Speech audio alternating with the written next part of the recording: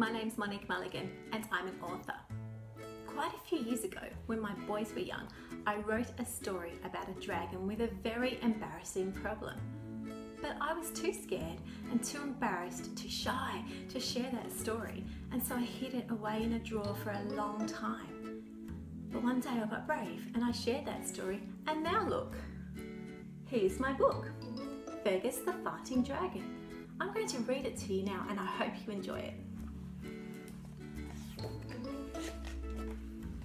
Fergus the Farting Dragon by Monique Mulligan and illustrated by Veronica Rook.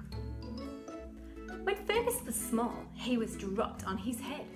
"Not even a bump, Uncle Fungus," he said. Yes, Fergus was fine even though he was short. But he couldn't breathe fire. Instead, he would snort. "Try it like this," Uncle said with a wheeze.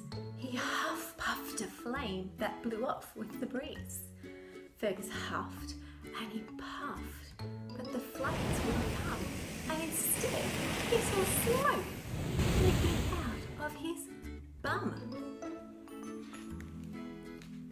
"Why can't I breathe fire like the other dragons do?" Fergus asked Mum, but she hadn't a clue. All the big dragons, who breathed fire with ease, laughed at poor Fergus and joined in to tease. But Fergus did one thing that they didn't get. He did something odd when he got too upset. From the depths of his tummy, this strange thing would start. His insides would bubble and he'd let out a fart. It burst from his bum with a rat-a-tat thwack and smelt even worse than a smelly old sock. The first time it happened, his mother felt wheezy. "Oh, Fergus, that stinks. That fluff was a doozy." It was best not to tease farting Fergus or snigger, or a gigantic fart explosion would suddenly trigger.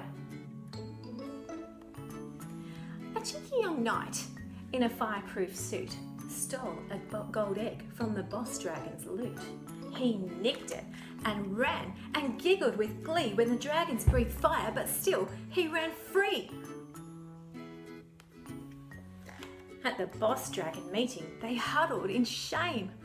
"We've been outsmarted by Sir What's-His-Name. He's stolen our egg from under our noses.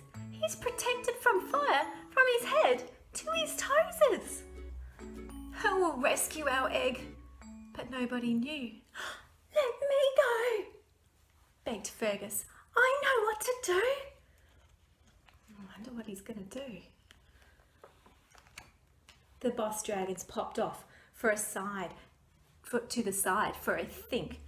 "You'd better succeed or there'll be a big stink."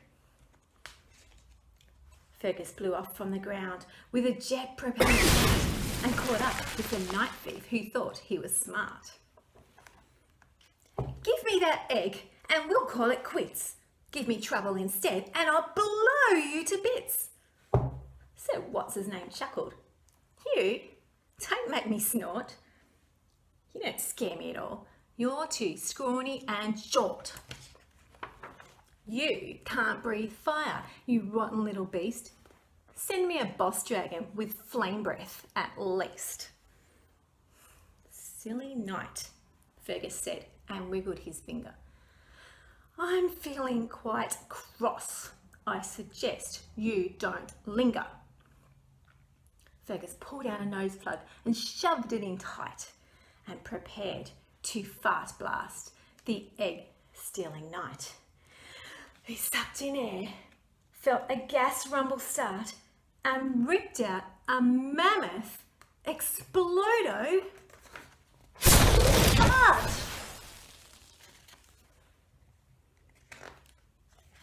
The air filled with clouds of green, purple, and pink, and surrounded the knight with a sulphurous stink. He coughed and he spluttered and he grabbed at his nose and he fell to the floor in a corpse-like pose. Fergus snatched up the egg and flew back to the cave where everyone called him Fergus the Brave. And from that day on, being different was hip. And if they forgot, Farting Fergus let rip. And that's the end of my story. I really hope that you liked it. Fergus the Farting Dragon. Bye!